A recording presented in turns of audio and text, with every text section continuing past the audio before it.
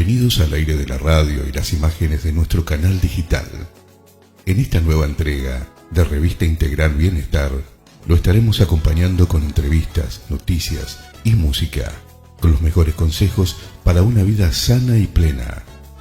Revista Integral Bienestar es una coproducción del Grupo OM y Grupo Integral Bienestar para sus plataformas y redes sociales. Con nosotros, su conductora María Magdalena Skripnik y panelistas invitados.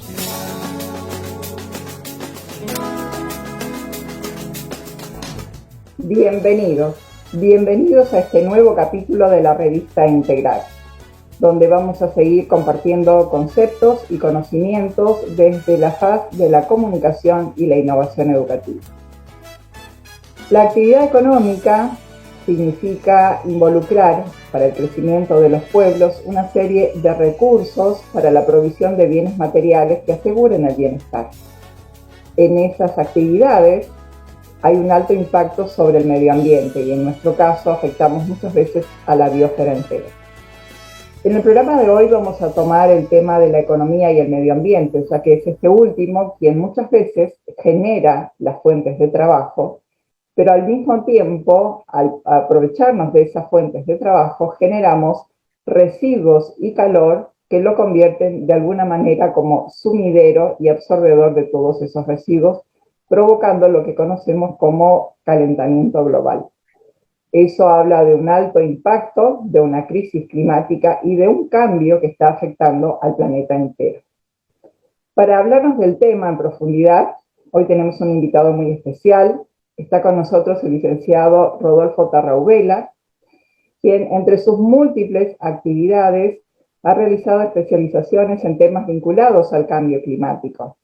Preside actualmente la Fundación Ecoconciencia y es un honor realmente para nosotros que nos haya otorgado esta primera entrevista tras ser nombrado embajador de la paz por el Círculo de Embajadores de la Paz con sede en Suiza y Francia.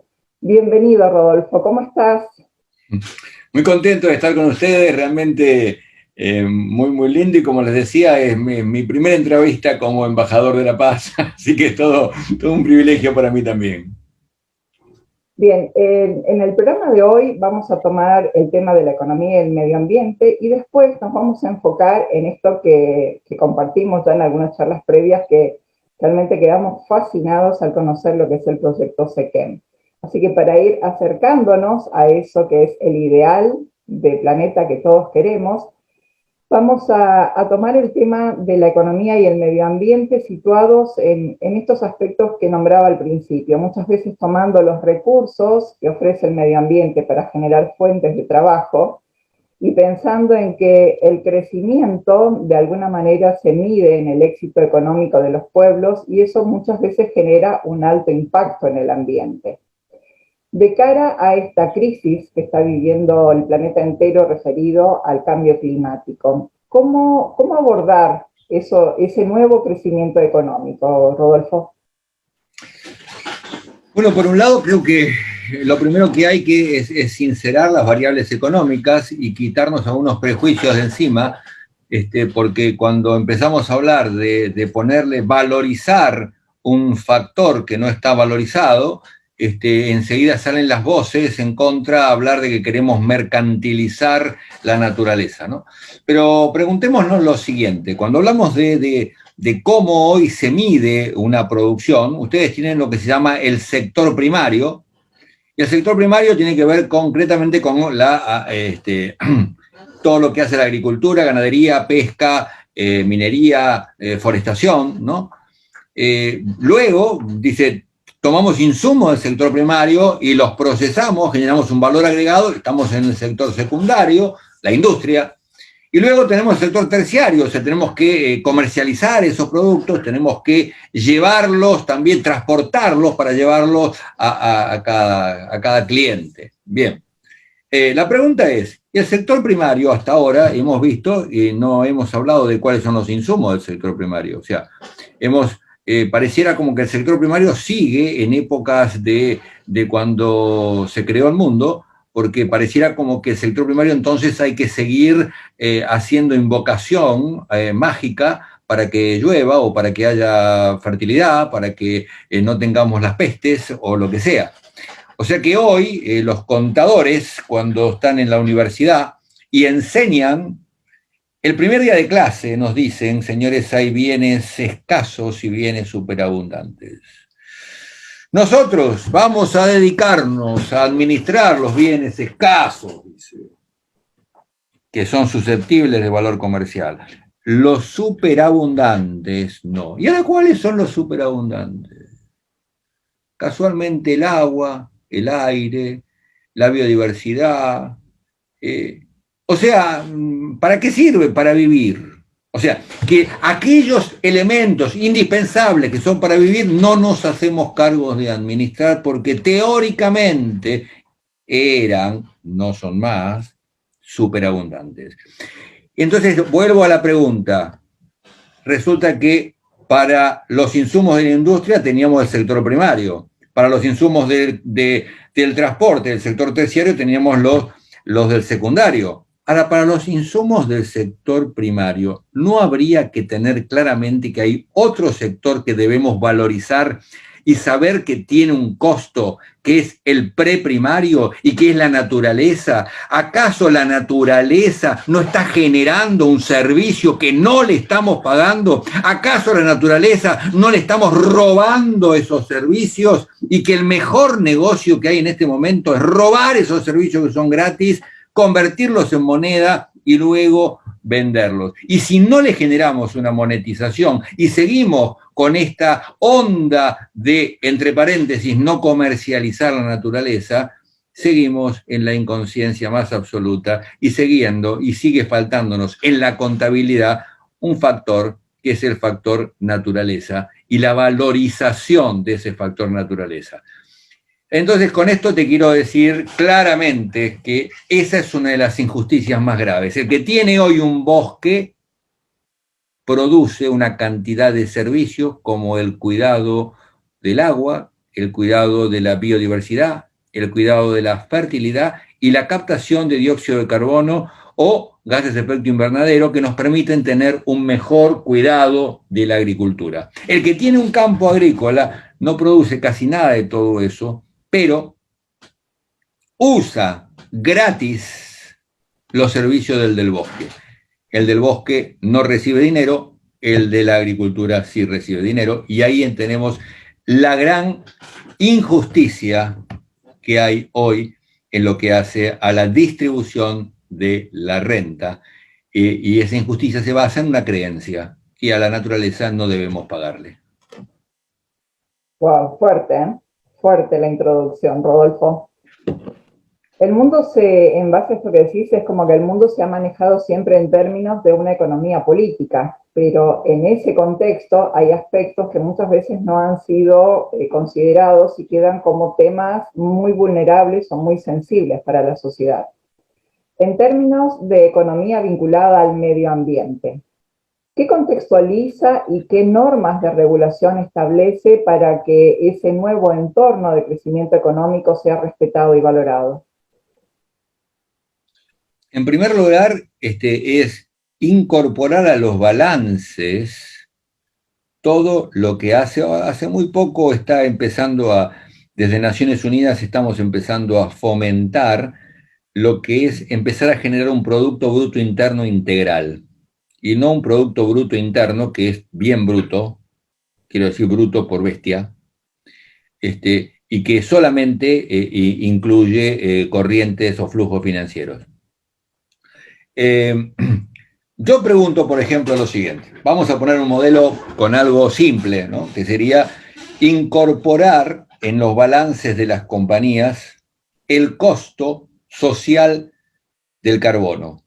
Vos hablabas del cambio climático. El cambio climático está basado básicamente en las emisiones de gases de efecto invernadero, que son los 6 gases más conocidos, como dióxido de carbono, como metano, como todo lo que hace a los nitrosos, todo lo que hace a los perfluoruros, y el hexafluoruro de azufre. Bien, Estos gases de efecto invernadero son producidos por diferentes compañías o diferentes situaciones. Si yo tuviera que valorizar el costo social, o sea, el perjuicio económico a la sociedad completa que le produce cada tonelada métrica de dióxido de carbono emitido, existen dos mediciones. La de los tribunales americanos, que habla de $41, y la del estudio de CEPAL para Latinoamérica de febrero del 2019, que habla de $25,83 por cada tonelada métrica. Ahora vos imagínate lo siguiente. Empresa A produce X con una gran tecnología y por lo tanto tiene menos emisiones.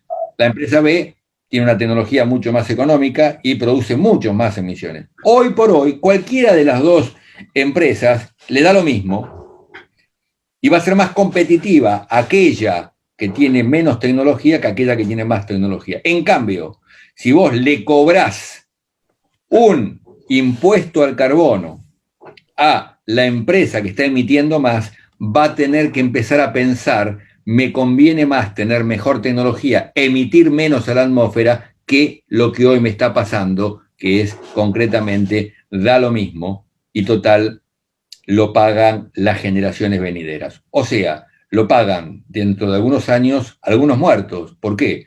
Porque no va a haber más humanidad. O sea, si no frenamos los gases de efecto invernadero, tengamos claro, y esto no es apocalíptico, esto es realidad absoluta, la extinción de la especie humana es una realidad en 100 años vista si esto no se corta. Así es, efectivamente. Estos temas, ya como los hemos visto en entrevistas anteriores también, forman parte de la agenda y de debates políticos a nivel internacional. En ese entorno, ¿cuáles son los aportes más destacados que se realizan? En este momento está habiendo un grupo de debate muy importante, no sé, no hemos comentado hoy, pero tú sabes que soy director ejecutivo de una entidad del Sistema de Naciones Unidas que se llama CIPAL Argentina, es el Centro Internacional de Formación para Autoridades y Líderes, con 21 centros en todo el mundo, lo que me implica estar totalmente involucrado dentro de las Naciones Unidas. Y uno de los aportes más interesantes, por un lado, es un grupo de trabajo que se llama TNFD, que tiene que ver con el estudio de la metodología que calcule cuál es la pérdida económica que produce al mundo la pérdida de la biodiversidad. Eso es uno de los grandes diferenciadores que está viendo hoy como situación. Hay un grupo de trabajo que va a estar 2 años trabajando para poder obtener, así como hoy existen metodologías para calcular las emisiones de dióxido de carbono y las mitigaciones, se quieren armar metodologías para poder calcular la pérdida económica que produce la pérdida de la biodiversidad. Eso me parece que es uno de los grandes avances. Y otro de los grandes avances es concretamente este pedido que está haciendo las Naciones Unidas para el Mundo, que es incorporar dentro del Producto Bruto Interno un Producto Bruto Interno global, que incorpore las externalidades de las compañías dentro de ese producto. Rodolfo, ¿cuáles son las formas sociales, institucionalmente formalizadas que reconoce esta teoría en estas nuevas relaciones económicas vinculadas al medio ambiente? No sé, cuando tú dices formas sociales, en realidad nuestras relaciones sociales en sí mismas son un poquito arcaicas con respecto a estas nuevos conceptos, porque hay mucha ignorancia de todo esto, ¿no? O sea, si yo te dijera hoy por hoy, cualquiera diría que es muy malo ponerle un valor o una valorización a la naturaleza. Habría, digamos, yo salgo a decir esto y concretamente va a haber algunas marchas en la calle diciendo que defienden el agua y que no quieren que se le ponga un valor al agua. En el medio de todo esto, si hay alguna compañía que no paga una tasa de agua, sería otra marcha diciendo por qué no paga la tasa de agua. Entonces, hoy por hoy los temas que son sociales referentes a estos están totalmente en contradicción, y por otro lado existe mucha ignorancia. Al haber mucha ignorancia es como que la gente, hay algo natural en la mente que a la gente prefiere más la pelea que hacer, o sea, vos convocás para pelear algo y va a sumarse más gente que convocar para hacer paz, ¿no? Y decir, ¿por qué eso ocurre? Y ocurre porque nuestro cerebro instintivo tiene 500 millones de años, el mamífero tiene 200 millones y tiene solo 200.000 años la corteza cerebral. Con lo cual, generar paz, que es reflexionar concretamente, esta capacidad intrínseca del hombre de reflexionar, es mucho más difícil que pelearse. Entonces, las relaciones sociales hoy tienen que ver más con que la gente se pelea, porque inclusive, no se dice, pero pelearse, hay un placer en pelearse. Y muchas veces, y eso está prohibido decirlo, o sea, decir que te causa placer pelearte con el otro, pero yo les pregunto, cuando estamos en una reunión social y de fruta no te gustó lo que dijo Julanita, no te gustó lo que dijo el otro, no te gustó lo que dijo el otro, pero vos, para mantener ese orden social, vas manteniendo y no estás expresando lo que sentís, sino que vas manteniendo todas esas cuestiones. Cuando te llevas a tu casa, vas a tu casa por ahí con un dolorcito de cabeza, con algún dolorcito en los hombros, porque tuviste que contener esa voluntad de darle una trompada o de gritarle al otro. Y si le hubieras dado la trompada, le hubieras gritado, es muy posible que te hubiera ido con una satisfacción. Ahora, el grupo se hubiera hecho pomada, pero no importa, vos te ibas con las ganas y dices, ¿sabes? Me saqué las ganas. Ahora, entonces, esta es la gran dificultad. Cuando hablamos de lo social, esta es la dificultad de construir relaciones, ¿no? Nosotros, hablabas hoy de que me acababan de nombrar como embajador de la paz desde el Círculo Universal de Embajadores de la Paz. Ahora, ¿por qué motivo se hace ese nombramiento? Porque nos impusimos y nos dedicamos a generar diálogo en los lugares donde no hay diálogo. Entonces, cuando vos generás diálogo en un lugar donde no hay diálogo, ambas partes que están en el enfrentamiento consideran que vos sos de la otra parte. Porque es más fácil para el ser humano, es eso. Y cuando vos querés dialogar, le quitás el placer de pelearse al otro, lo cual está siendo como el secuestrador de placer también. Entonces, esa cuestión es complicada. Por eso que cuando me hablabas un poquitito cómo son estas cuestiones de las relaciones sociales y los temas ambientales, esta es una lectura para darle. La otra lectura interesante para darle es algunos emergentes que hicieron sacar conceptos, como el concepto de justicia climática. El concepto de justicia climática no estaba vigente, pero había 600 científicos en el panel intergubernamental para el cambio climático de las Naciones Unidas que venían hablando del tema de qué pasa que los países más ricos iban a tener menos problemas con el cambio climático que los países más pobres. Y resulta que los países más ricos no mitigaron el cambio climático, o sea que le robaron servicios ecosistémicos a los otros países. Y ahora había que pagar toda esta fiesta que se fue haciendo en el tiempo. Y entonces esa parte de la justicia. Y la otra parte de la justicia climática que se pide es para los que no tienen voz, que son las generaciones venideras. Entonces, las generaciones venideras sin voz se van a quedar sin voz porque no van a nacer. Entonces, si dentro de 4 generaciones no nacen porque ya se extingue la especie humana, ¿quién le hace un juicio al culpable que seríamos parte nosotros? Nosotros ya estaríamos muertos, o sea, y va a haber un muerto que le tiene que hacer un juicio a un muerto. O sea que se queda la injusticia como una especie de perfume, de concentrado, de esencia de la injusticia pura, porque va a haber el culpable de ese genocidio que no va a tener ningún tipo de acusación, porque va a haber otro que ya está muerto, que es el del futuro.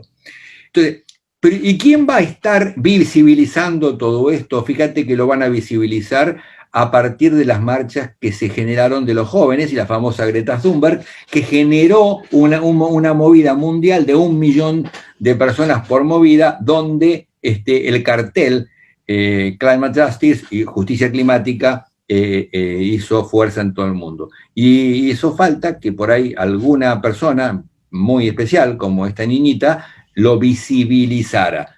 No que no existiera, ya estaba dicho por los científicos, pero no hay verdad que se defienda si no tiene una construcción social de la realidad.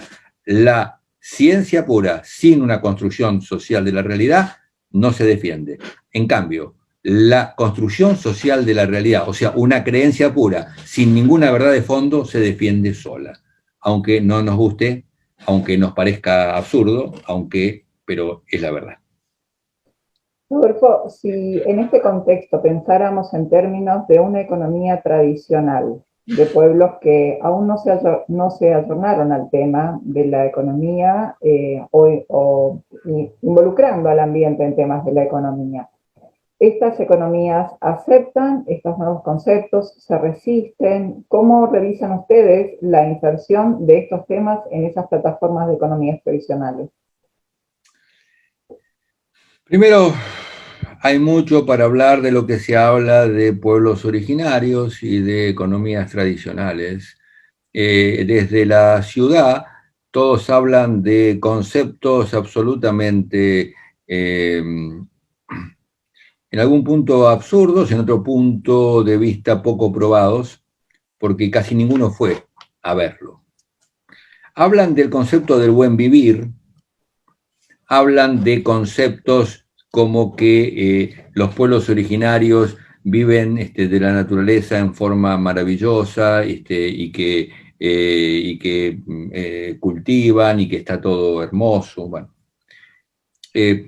veamos la realidad y rompamos estos mitos que cuando me los plantean, yo les digo, bueno, vengan con nosotros, pues nosotros estamos trabajando en la Puna Tacameña, en Catamarca, a 4.000 metros de altura, estamos a 4.200 metros de altura en Jujuy, trabajando en territorio, con ellos concretamente. O sea, no me la cuentan, no voy a los pequeños cursitos de Buenos Aires donde me vienen a dar cursos sobre lo que le pasa y cómo debo de vivir yo con los pueblos originarios, donde alguna vez en alguno de estos cursitos dije que nos parecía muy bien lo que se estaba enseñando, salvo de que había que dejar de lado las tradiciones como los sacrificios humanos que en su momento tenían nuestros hermanos originarios.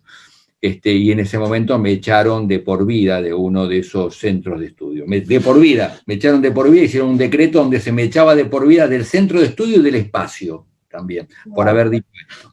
Pero ahora te voy a decir, ¿qué es lo que nos encontramos nosotros? Nos encontramos con que vamos a visitarlos y sus animales tienen muchos parásitos. O sea, han perdido en muchos casos, si es que lo tenían previamente, una cantidad de costumbres que podían ser cómo desparasitar sus animales. Que sus cultivos, al no tener las mejores posibilidades de semillas, no siempre resisten en sus temperaturas, en sus lugares. Entonces, nosotros nos encargamos de construirles invernáculos, de llevarles semillas. Ahora, ellos a veces saqueaban algunos nidos para poder sacar huevos, y para que no hagan eso, hemos llevado gallinas que soporten la altura, porque no cualquiera tampoco va a soportar. Y todo eso son muy bienvenidos por parte de ellos en todo esto. Pero después te pasan otras cosas, que los que tienen parásitos también son ellos. ¿Y por qué? Porque toman agua del río, y el río va a decir, pero el río es maravilloso. No, no es tan maravilloso porque ahí defecan los propios animales, y ellos toman el agua sin tratamiento. Entonces, estas realidades son realidades contundentes y concretas. Y sobre eso hay que trabajar. Con respecto a, en esos lugares por ahí sí hay superabundancia de oxígeno, superabundancia de agua, y en algunos casos del agua más o menos, ¿no? Porque no es de agua pura, sino que agua que puede tener problemas de contaminación, ¿no? Entonces, estas son realidades concretas del tratamiento hoy, Argentina, noroeste argentino. A partir de esto que estás diciendo, quiero hacerte una pregunta que es súper importante y tiene que ver justamente con esto, desde esta perspectiva. ¿Cuál es el rol del Estado para atender estos temas económicos y sociales que está vacío en este momento? El rol del Estado tiene que ser, a nosotros nos parece que, en primer lugar, lo que vemos es que como son poblaciones que viven muy aisladamente, por decirte, están a 50, 100 kilómetros un puesto de otro, ni siquiera son poblaciones en algunos casos. O estás hablando de un puesto donde vive una familia, donde son 8 personas, otro puesto donde vive otra familia. Entonces, al Estado es como que le cuesta muchísimo recorrer todos esos puestos, ¿no? Entonces, nosotros lo que hacemos es los vamos recorriendo uno por uno. Sí, lo que hacemos es contarle luego al Estado, y a veces hacemos reuniones para que el Estado escuche, con presencia del Estado, para ver cómo podemos, y a veces invitamos a empresas del lugar también, para poder articular empresas, Estado y comunidades, qué cosas les corresponde a quién. Entonces, el Estado dice, bueno, puedo mejorar el camino. Las compañías por ahí dicen, podemos hacer una donación de alimento, y por ahí otro pedazo del Estado, como el INTA, nos dice, nosotros podemos aportarles una cantidad de gallinas ponedoras. Y entonces, en ese mix podemos hacer una realidad en cada una de las comunidades, ¿no? Esto es un poco lo que vemos. Y por otro lado, me parece uno de los roles del Estado muy importantes tener puestos sanitarios en lugares. Hay veces donde no existen los puestos sanitarios cercanos, entonces existe una problemática local súper importante, ¿no? Y la otra cuestión muy importante del Estado son los colegios, ¿no? En lugares tan alejados, a veces existen colegios y existen los maestros rurales, que son maestros con una vocación maravillosa y que están enseñando por ahí, en algunos casos, a 2 alumnos, a 5 alumnos, alumnos que caminan 5 horas, que caminan 2 horas para llegar a esos lugares. Entonces, se van cubriendo. Ahora, lo que decimos es que el Estado tenga bien a esos colegios, pueda dar de pronto alimento a esos chicos cuando van al colegio, es muy poquitito, y pueda articular entre lo que es a veces ONG, Estado, comunidad, empresa, para que juntos puedan poder dar satisfacción a estas comunidades que están tan alejadas, son pueblos originarios, que a su vez tienen un problema de territorio importante. Cuando digo problema de territorio no es porque no tengan territorio, sino porque existe esta lucha entre qué es mi territorio y qué es el de que alguien viene con un título de propiedad. Porque para ellos, el que vos venís con un título de propiedad, te van a decir, pero yo estoy viviendo acá hace 500 años, mi abuelo, mi bisabuelo, mi súper recontra abuelo. Ese título de propiedad es porque vino una vez un tipo con unos fusiles, mató un montón de gente, se repartió la tierra y usted viene con esto.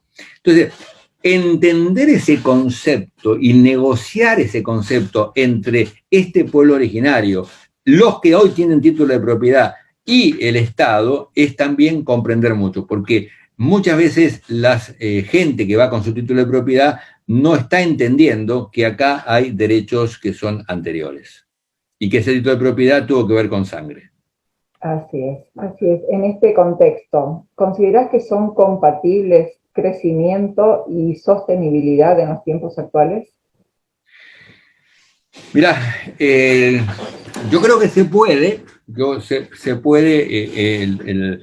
el crecimiento y la sostenibilidad en tanto y en cuanto, a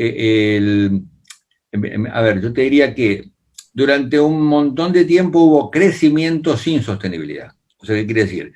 Hicimos un gran crecimiento, pero no tuvimos sostenibilidad. Pero no debemos olvidar que pudimos para eso dejar de lado las grandes hambrunas que tenía la humanidad, las grandes pestes que en su momento mataban la mitad de una población determinada.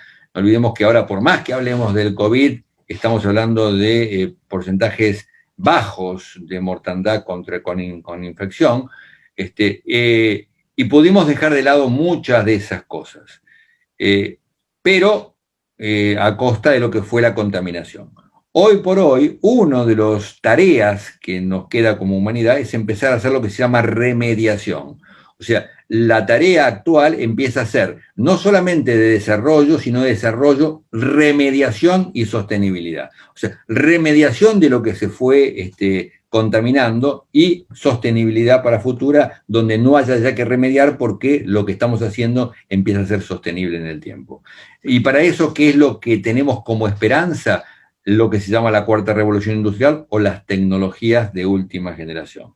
Las tecnologías son tecnologías con bajo o cero emisiones, entonces son tecnologías que nos van a permitir muchísimo energía sin emisiones de dióxido de carbono, ¿no? Son tecnologías que nos van a permitir convertir cualquier efluente tóxico en agua pura, o sea, agua para tomar,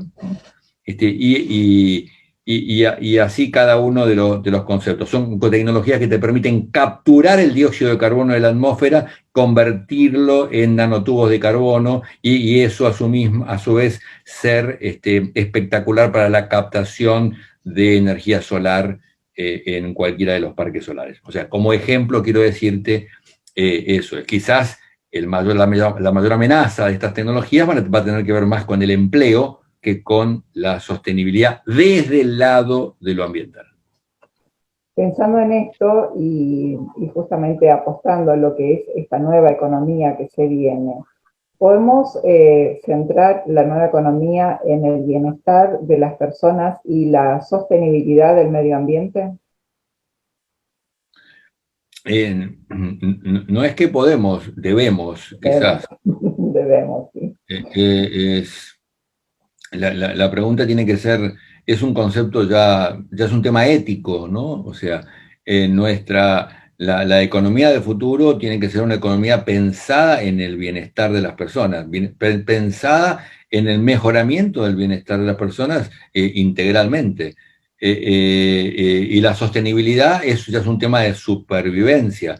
No hay forma alguna de poder seguir adelante sin que sean desarrollos sostenibles.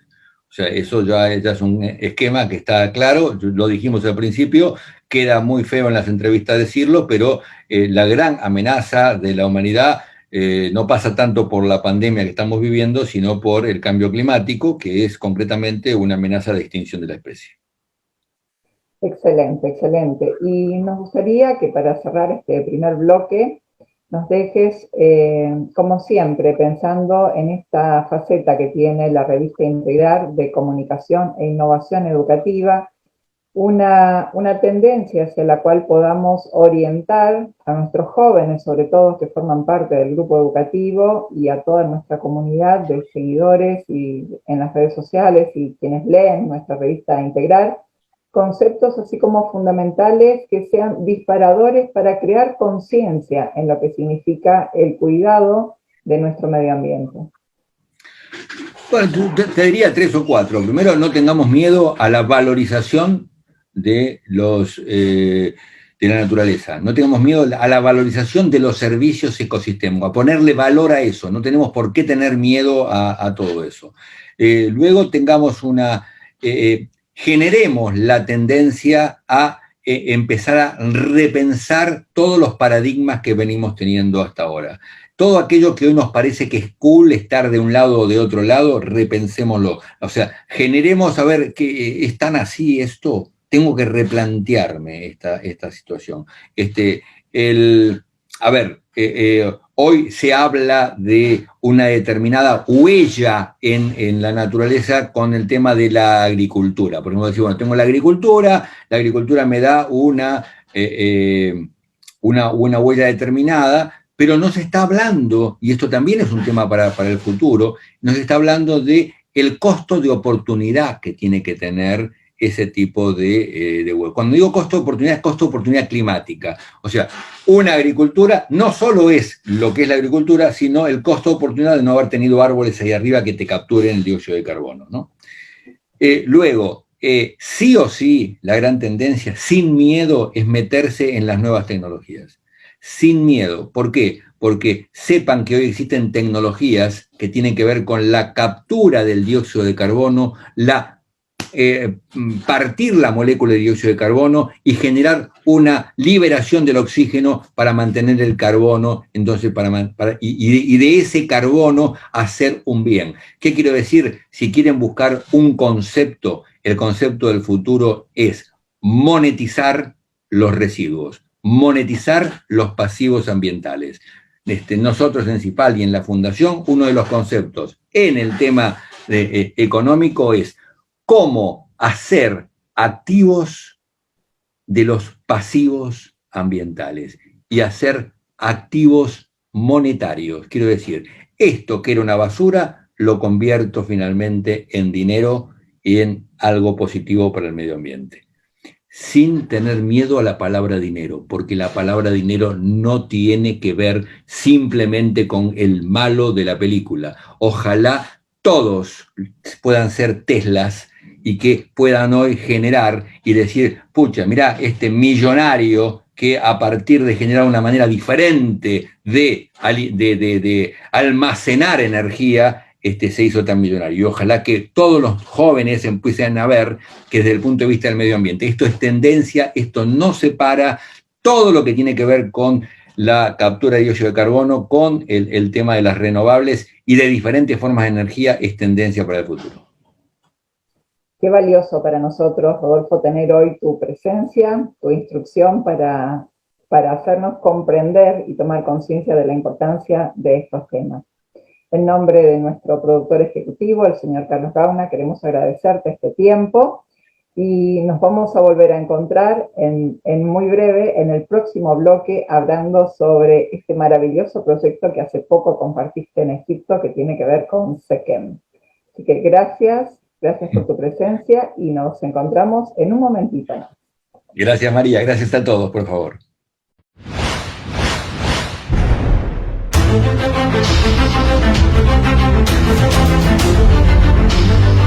Thank you.